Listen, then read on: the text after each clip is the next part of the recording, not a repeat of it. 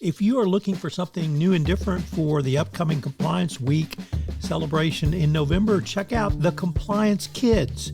It's my 3-book children's series on compliance and compliance professionals for children. But they make great gifts and great training tools for your employees. You can check it out on Amazon.com. We've linked to it in the show notes. The Compliance Tip of the Day.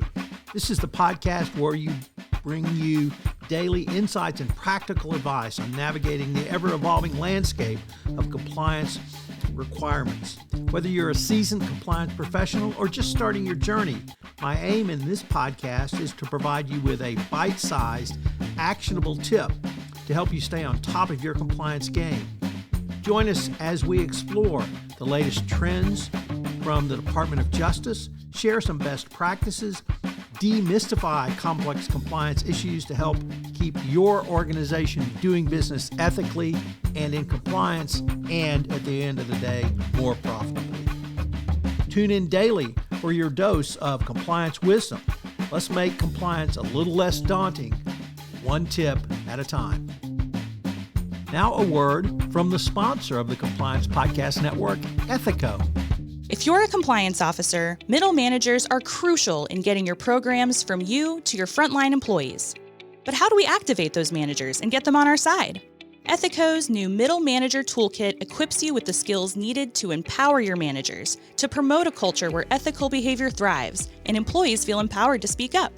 Learn how to turn frontline managers into ethical leaders with our new white paper, Empowering Middle Managers as Ethics Champions.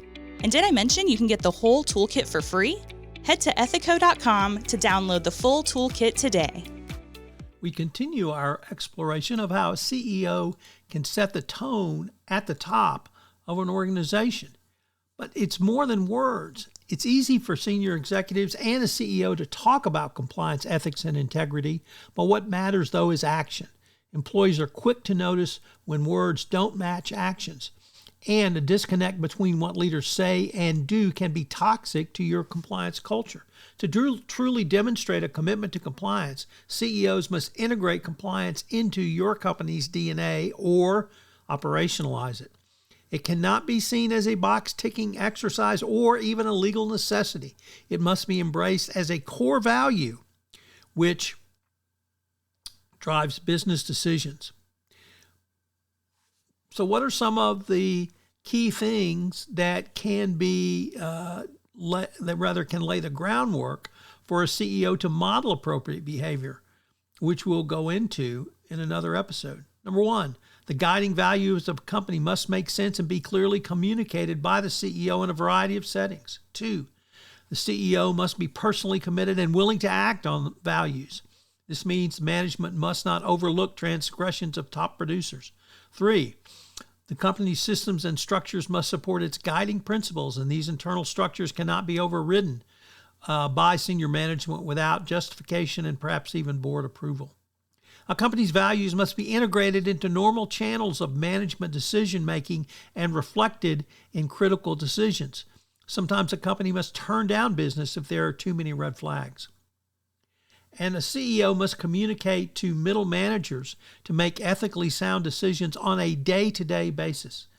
This means that a CEO must fully support and back up such decisions, even if such decisions may cost the company business or to lose a prospective contract or even one that you have in place.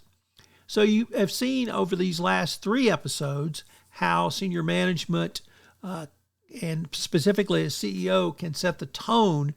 We're going to give a couple of examples of a CEO actually doing the work tomorrow.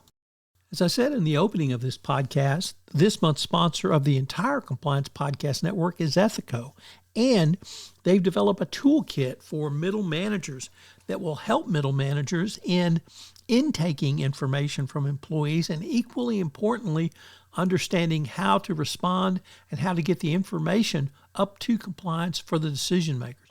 We've linked to this toolkit in our show notes, so check it out at ethico.com. This is Tom Fox again.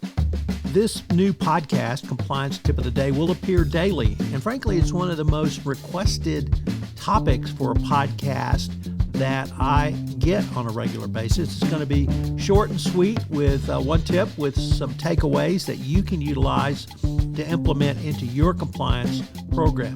If you've got a question that you would like a tip on, please submit them through our website, and we will use them in an upcoming episode. The compliance tip of the day is a production of the award-winning Compliance Podcast Network.